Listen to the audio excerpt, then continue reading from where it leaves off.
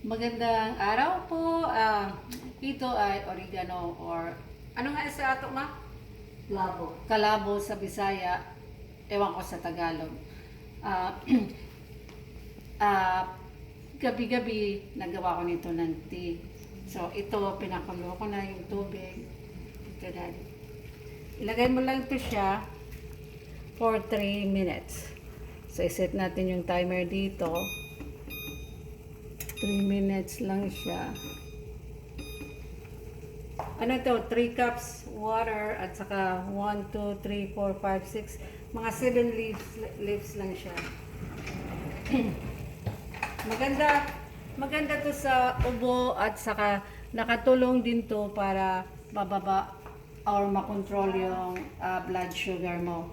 Kasi last year, yung doctor ko, gusto na niya akong gamutin para sa sugar, pero sabi ko wag lang muna. So the next 6 months nag blood work ulit.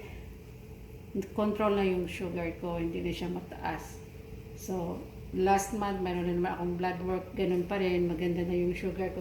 So ito yata ang nakatulong sa akin Kaya mabisa yan para sa inyo kung mayroon kayong oregano sa garden ninyo. Iano nyo lang siya, ipakulo lang, ganito lang talaga. Pakulo mo lang siya ng 3 minutes hanggang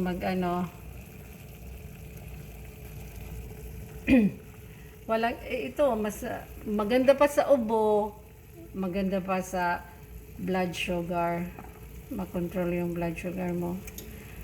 Ang ko nga ang pasalamat ko na pagbalik ko sa dalawang blood works ko, maganda na yung sugar, hindi na siya kailangan gamutin.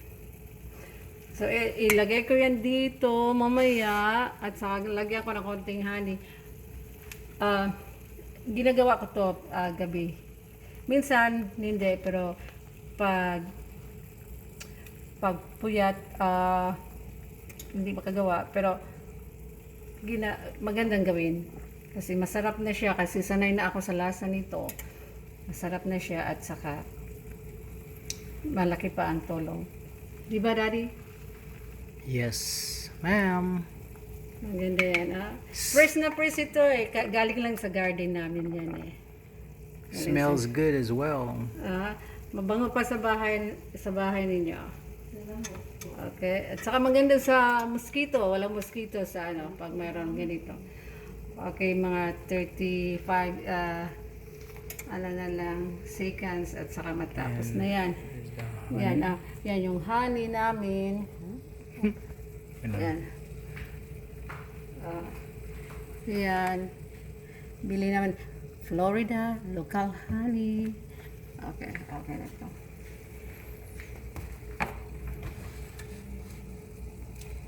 Ano na lang, 9 seconds. Malapit na talaga.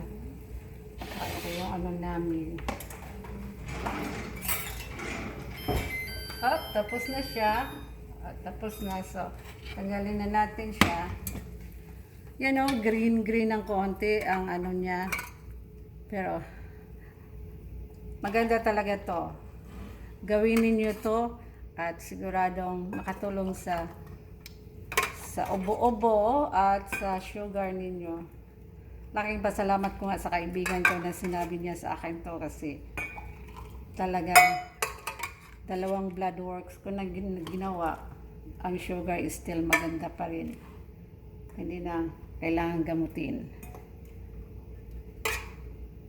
Nag-work sa akin, iwan ko lang sa inyo, pero baka mag-work din. Pero, at saka ito, lagyan ng konti lang na honey. 1, 2, 3. 1, 2, 3. Ayan na. Yan yung honey, magandang tingnan siya. Pwede mong, sa akin at saka ito sa mama ko. Okay. Sana magustuhan ninyo at sana makatulong din sa inyo. Simple lang talaga. Simple lang kung mayroon kayo sa garden ninyo. Easy lang talaga. Pakulo lang ng 3 minutes. Pagkatapos, Yan, tanggalin doon sa apoy para hindi mag-over ang ano niya. At saka yun na, pwede nyo nang mainom kung nalamig na. Sige tayo. So that is a simple remedy, a simple remedy for your sugar and for your coffee. And what's the plant called again, Mom? Oregano or kalabo sa Bisaya. Oregano in English. Ewan ko So ano sa we have Tagalog. lots of those plants in the back, and every night Edna is making the tea. So maybe in the future you will try it if you have the plant.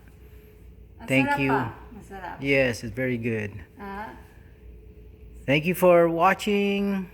Subscribe, press the like button, and comment, and give us some more suggestions of any other remedies that you have to share with us.